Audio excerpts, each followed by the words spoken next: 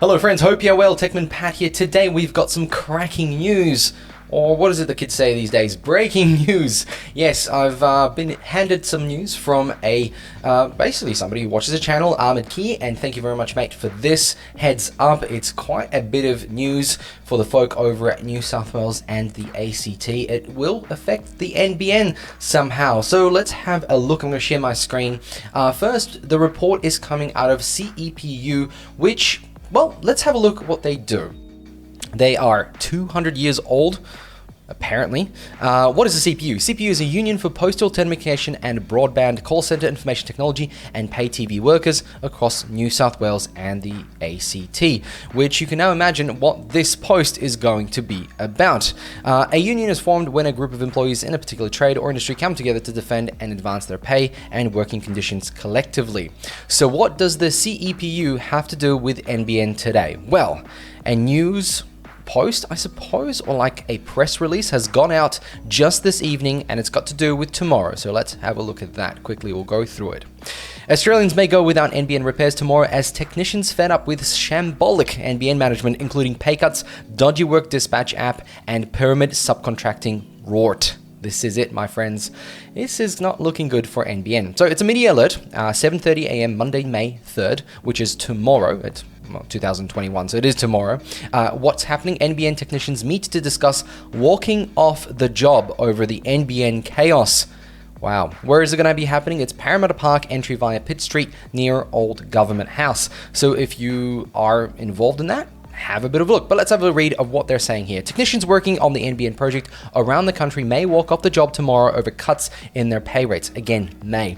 A debacle causing chaos in job bookings and scheduling, pyramid, sham, contracting arrangements, and overall poor treatment.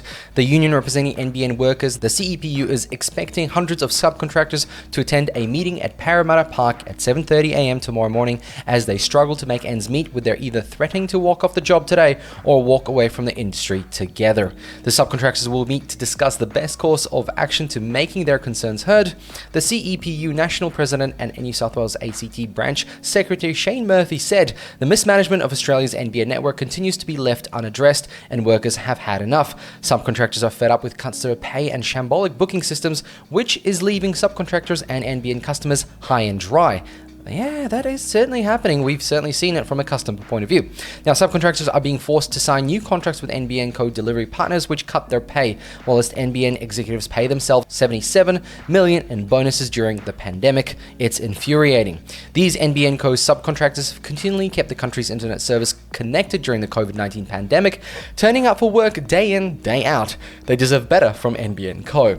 These technicians are highly skilled workers, yet because of the NBN's pyramid-style sham contracting scheme, it's the executives and middlemen who are profiting from Australia's NBN, while the people doing the work are getting ripped off and consumers continuing to suffer with substandard connections. Oh, but the CEO of Ozpost bought some watches for her employees and she got done over. The NBN has been plagued by ongoing issues with subcontractors that led us to feel the effects with pay cuts and work dispatch systems that is taking subbies up to 3 hours to book work off, threatening to send their small businesses to the wall, whilst leaving customers waiting for technicians to turn up to their next job. Workers want the NBN Co to ditch the dodgy work app, increase technician pay, not cut it, and commit to scrapping the pyramid subcontracting rorts, Mr. Murphy said. Now, a lot of this comes along at a time where NBN Co is trying to redo their general pricing, and I'm going to be having a video coming out in regards to that, discussing what is actually happening when the ACCC is jumping into NBN's world. This happened 10 years ago, things were okay back then, and things just didn't go well after those decade. And there's a lot of things going on, and I've got some really cool information for you guys, so make sure to like and subscribe and wait for that video. Hopefully might be Tuesday or Wednesday, but for now, this is the biggest story that's happening in New South Wales and ACT. I'm wondering if any other states will follow. Let me know in the comments below if you're involved, if you're going to be going to this meeting, if you have had technicians not turn up, and if you actually got a chance to speak to any of these technicians, and if they let you know about some of the problems that they might be facing with NBN Co. I certainly had a moment in time when somebody did come to my house, an NBN Co technician. They were great, they were on time, they fixed my problem beyond what I expected, so I was very impressed. But that person did say that they were actually leaving NBN Co due to the pay. So that was really interesting to hear that, but maybe it was just a personal choice for them. I'm not obviously going to mention who it was, but nonetheless, it was interesting to hear. Let me know in the comments below. Thanks for watching, and I'll catch you all in another one. Bye!